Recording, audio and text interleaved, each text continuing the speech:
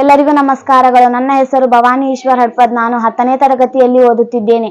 ನಮ್ಮ ಶಾಲೆ ಹೆಸರು ಶ್ರೀ ಉಜ್ಜಯಿನಿ ಜಗದ್ಗುರು ಸಿದ್ದೇಶ್ವರ ಪ್ರೌಢಶಾಲೆ ವರೂರು.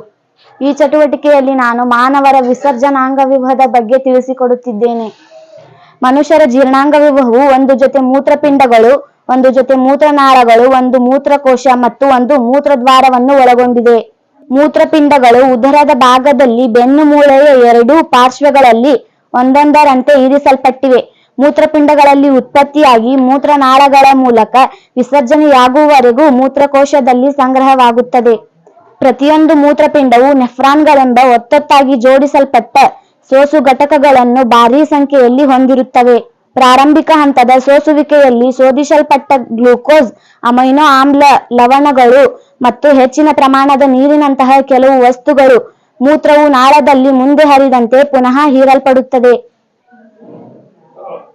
ಪ್ರತಿಯೊಂದು ಮೂತ್ರಪಿಂಡದಲ್ಲಿ ಉತ್ಪತ್ತಿಯಾದ ಮೂತ್ರವು ಅಂತಿಮವಾಗಿ ಮೂತ್ರಕೋಶಕ್ಕೆ ಸಂಪರ್ಕಿಸುವ ಮೂತ್ರನಾಳದ ಮೂಲಕ ಮೂತ್ರಕೋಶದಲ್ಲಿ ಸಂಗ್ರಹವಾಗುತ್ತದೆ.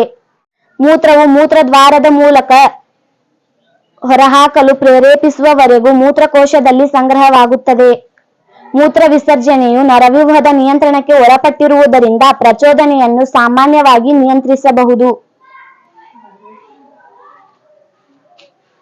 ಧನ್ಯವಾದಗಳು.